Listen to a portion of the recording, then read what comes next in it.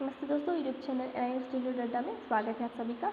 आज मैं आप सभी के लिए ईवीएस का पार्ट 2 लेकर आई हूँ, जो कि बहुत ही इंपॉर्टेंट है। आप अगर सीटेट के लिए प्रिपरेशन कर रहे हैं या फिर अदर स्टेट लेवल स्टैट्स के लिए प्रिपेयर कर रहे हैं तो ये ईवीएस क्वेश्चंस बहुत इंपॉर्टेंट है, इसे अच्छी तरह से फॉलो करिए। तो चलिए फिर स्टार्ट करते हैं क्वेश्चन नंबर 21। सो 21 है, when young learner seems to lose interest in a lesson the teacher should.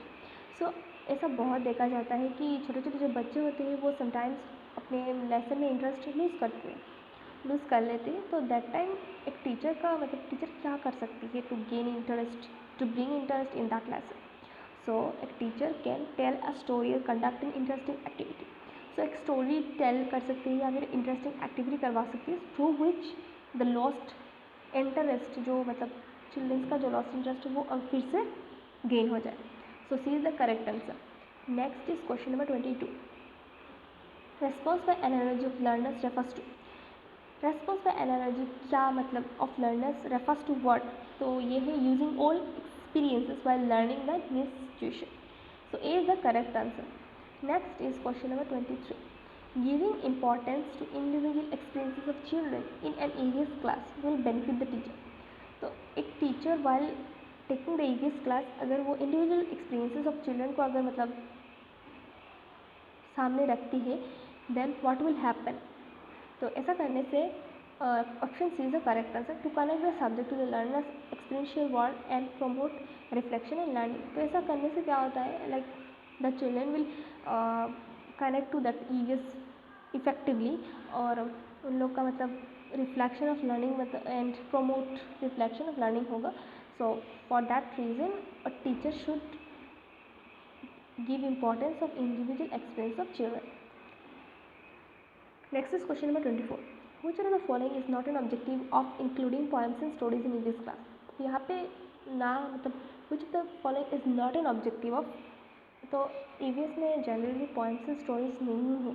तो what is the which one of the following is not an objective of including? तो इसका objective क्या है? To have a change in routine and monotonous. Okay, poems और stories क्यों नहीं है? To have a change in routine and monotonous lesson. For that reason EVS में poems and stories को इंक्लूड नहीं किया गया है। Next is question number 25. Which is the significance? What is the significance of studying EVS in an integrated environmental science? तो answer होगा to be aware and be able to relate to natural and social cultural environment. Next is question number 26. Who is known as the father of child-centered education? So John Dewey is known as the father of child-centered education. Next is question number 27. Which of the following is not considered as a theory of emotions? तो यहाँ पे चार है: common sense theory, James Lange theory, Carl Roger theory, Cannon Bard theory. तो इसमें चार में से which is not considered theory of emotion में कंसिडर नहीं किया जाता है, तो that's C is the correct answer, Carl Rogers theory. Next question 28. In learner-centered approach of teaching, who is considered as a center of teaching learning process? ये बहुत ही आसान question है. Students are taken as the center for teaching learning process in a learner-centered approach. Next is question number 29. Dash affects teaching learning process of students. Curiosity जो एक होता है वो affect करता है टीचिंग लर्निंग प्रोसेस में. अगर क्यूरियोसिटी होगा then a student will ask question. Question अगर पूछेगा तो उसका डाउट क्लियर होगा. फॉर दैट रीजन उसका कम्युनिकेशन स्किल भी अच्छा होगा, क्रिएटिविटी भी इंक्रीज होगा. तो the basic is curiosity. Curiosity is something that affects teaching learning process of a student. Next, the teacher interacts with his or her people through strategies of teaching. Strategy of teaching जो एक strategy of teaching जो है वो through which a teacher interacts with his or her children. Students. Explanation is the teacher interacts with his or her pupils, that is students, through strategy of teaching. In strategy of teaching, realization of objective is given more importance than presentation of the lesson. तो strategies of teaching में क्या होता है, like a teacher gives more importance to objectives rather than presentation of the lessons. Next is reinforcement theory of motivation has been proposed by. तो हम लोग को पता है कि B.F. स्किनर ने रीइंफोर्स थ्योरी ऑफ मोटिवेशन दिया था. Next 32. Which of the following is not an objective of teaching EVS eight primary stage. तो ये चार ऑप्शन है from A B C D. सो इनमें से एक ऑप्शन होगा जो ऑब्जेक्टिव नहीं है, बाकी 3 ऑब्जेक्टिव है। So the correct answer is teacher must ensure perfect discipline in the classroom. ये गलत है, बाकी सब करेक्ट है। Learning in classroom must be linked with outside world school. फिर children must be encourage to ask question, उन लोग को एनकरेज करना चाहिए। फिर children must be encourage to explore their immediate environment. So the correct answer is B, teachers must ensure perfect discipline in the classroom is not the objective of EVS learning. Next is which of the following is not a suitable formative assessment task in EVS. Not कहा है, एक 3 correct है, एक wrong है। तो discuss disadvantages of water pollution. ठीक है, explain the definitions of important given in the lesson, perform the given practical activity and record your observation, draw a level diagram of given expression setup. तो ये तीनों है, these are the formative assessment के under में है, but discuss disadvantages of water pollution is not included in suitable formative assessment task in EVS. Next is question number 34. So Meher is a teacher. She wants to introduce the topic nutrition to her class 5 student. तो एक class 5 की class teacher है मेहर, तो वो अपने मतलब student के सामने न्यूट्रिशन चैप्टर का इंट्रोडक्शन करना चाहती है।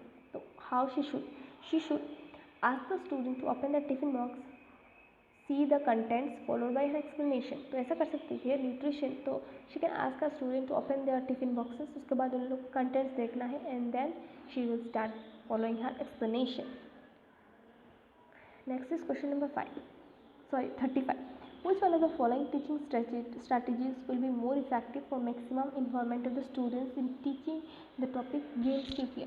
So जब एक टीचर गेम्स भी प्ले पढ़ाती है, then what she can do to more effective, अपने क्लास को मोर इफेक्टिव करने के लिए, then what she can do. So option is the correct answer. तो वो कर सकती है, take student to play field, वो अपनी स्टूडेंट्स को प्ले फील्ड में लेके जा सकती है एंड देन शी विल उन लोगों को बोलेगी कि डिफरेंट प्ले करने के लिए, then play different games on different days. तो डिफरेंट डे में जाके वो डिफरेंट प्ले करवा सकती है।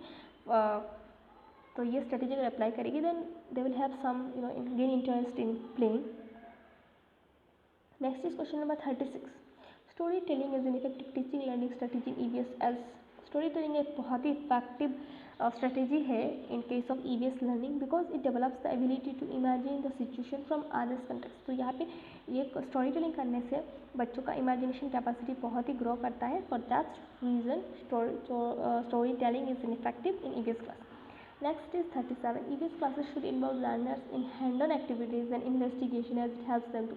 तो EVS क्लासेस में हैंड-ऑन एक्टिविटीज़ ये मतलब यहाँ पे इंक्लूड होना चाहिए एंड इन्वेस्टिगेशन, मतलब ये हेल्प करता है explore the phenomenon in environment independently. Next is 38. A teacher while teaching about reptiles to her students, she start the lesson by giving various examples and ask students to find the features they had in common. So a teacher is trying to start a chapter reptiles.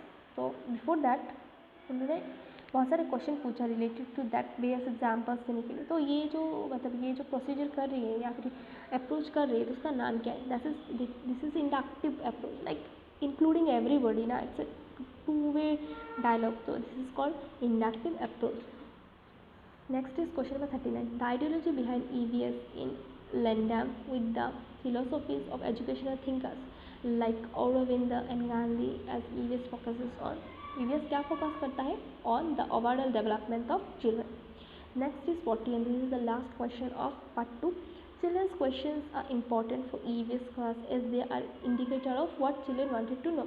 Children जब question करते हैं class में, then it's very important. बस मतलब वहाँ से मतलब teacher can know that what they wanted to know, मतलब वो क्या जानना चाहते हैं. So it's like a feedback for the teacher also. तो this is the last question of this part. हम थर्ड पार्ट लेकर आएंगे नेक्स्ट डे. तो इसके साथ बाय बाय.